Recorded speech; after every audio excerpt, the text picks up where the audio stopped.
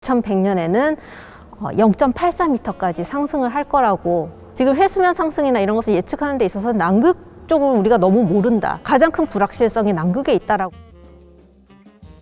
안녕하세요. 극지 빙하환경연구본부에서 스웨이츠 빙하를 연구하고 있는 윤수경 선임연구원입니다.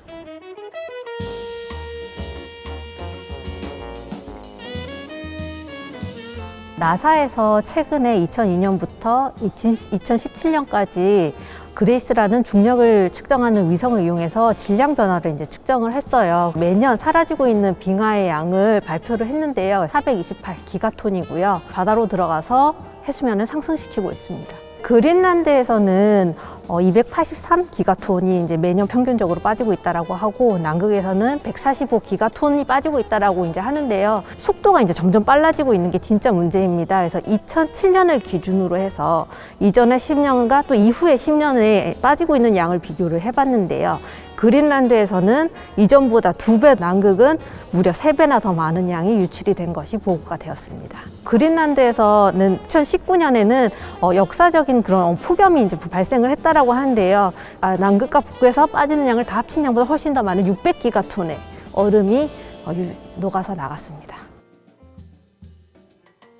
해수면 상승은 사실 2가지 요소에 의해서 상승을 하게 되는데요. 첫 번째는 바닷물이 점점 따뜻하게 되면 부피가 팽창을 하게 됩니다. 그리고 또 얼음이 녹아서 나간 물이 이제 실질적으로 질량을 증가시켜서 해수면이 상승되는 게 있는데요. 지금 현재로서는 열 팽창이 44%, 그리고 그린란드 쪽에서는 한 24%, 그리고 남극에서는 13% 정도 이 해수면 상승에 기여를 하고 있다라고 합니다. 그런데 남극에서 지금 계속 늘어나고 있는 속도가 심상치 않잖아요. 그래서 앞으로는 남극에서 얼음이 질량이 유출되어서 해수면 상승을 시키는 그런 해수면 상승이 점점 더 이렇게 커질 것으로 이제 예상을 할 수 있습니다.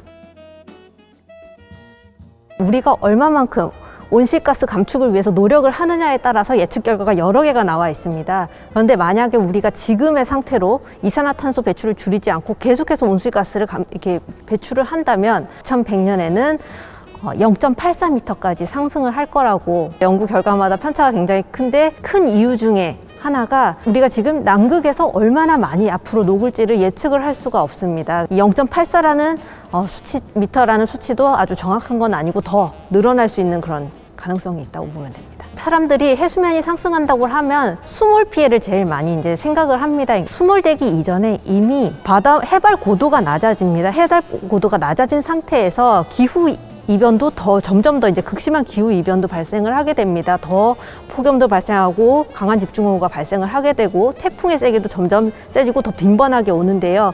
그런 것들이 이렇게 낮아진 해발 고도와 함께 이제 결부가 되면 더 큰 피해를 입게 되는 거죠.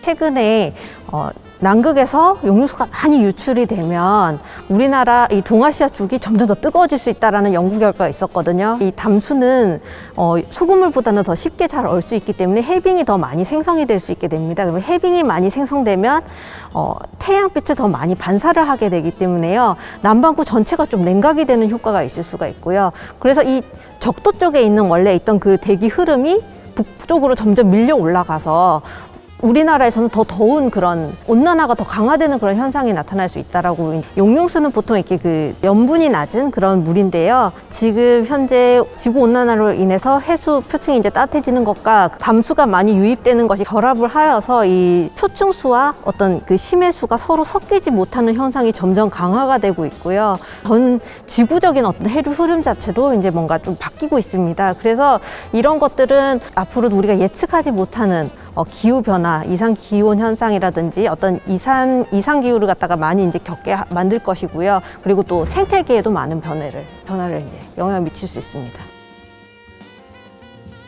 개개인의 노력으로 되는 문제가 아니라 인류가 공동으로 함께 노력을 해야 되는 공동의 그런 문제라고 이제 생각을 하고 있고요. 지구 온난화를 막기 위한 우리 노력, 첫 번째로 제일 쉬운 것은 온실가스를 감축하는 겁니다. 그래서 화석 연료를 이용해서 경제 발전을 이루는 게 상당히 이제 쉬운 방법이거든요. 어떤 개별적인 국가의 노력을 기대를 하거나 혹은 기업들이 양심을 가지고 그 양심에 기대를 하는 것은 한계가 있다라고 생각을 하고요. 결국에는 국제적인 어떤 협약을 통해 가지고 강제 정체성을 가진 정책이 이제 만들어지는 게 이제 제일 중요하지 않을까 생각을 합니다. 이게 IPCC라고 기후변화에 관한 정부 간 협의체라는 기관이 이제 설립이 되었는데요.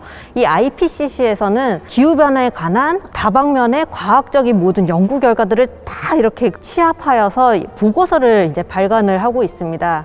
정책 결정권자들을 이제 설득을 하기 위해서는, 그러니까 당장의 발전을 포기하고 기후 변화를 위해서 노력을 하도록 이제 설득을 하기 위해서는 굉장히 탄탄한 과학적인 근거가 있어야지만 이거를 설득할 수 있다라는 그런 생각을 이제 했고요. 그래서 그런 차원에서 저희 이 극지연구소에서도 기후 변화에 따라서 어떻게 그 빈권이 변할지를 연구를 하는 거라고 이제 생각을 하고 있습니다. IPCC에서 해수면 상승과 관련하여서 보고서를 낸 곳에서도 이제 지적을 하였는데, 지금 해수면 상승이나 이런 것을 예측하는 데 있어서 남극 쪽을 우리가 너무 모른다. 가장 큰 불확실성이 남극에 있다라고 이제 모두가 이제 말을 하고 있거든요. 그 이유는 남극이 이제 접근이 어렵고, 그래서 저희가 관측 자료 자체가 별로 없습니다. 극지연구소에서는 남극 빈권에서 어떤 물리 기적으로 녹는지 관측을 통해 가지고 빈권이 변하는 원인 규명을 하고, 그리고 미래를 예측하는 그런 연구를 수행하려고 합니다.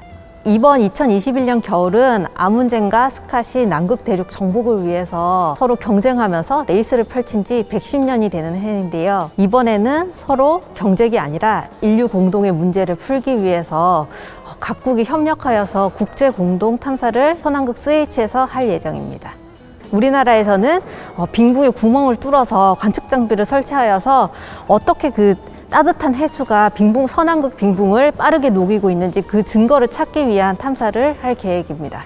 이번 탐사를 통해서 서남극 스웨이치 지역에서 어떻게 앞으로 서남극이 변화할지를 예측할 수 있는 실마리를 찾고자 합니다.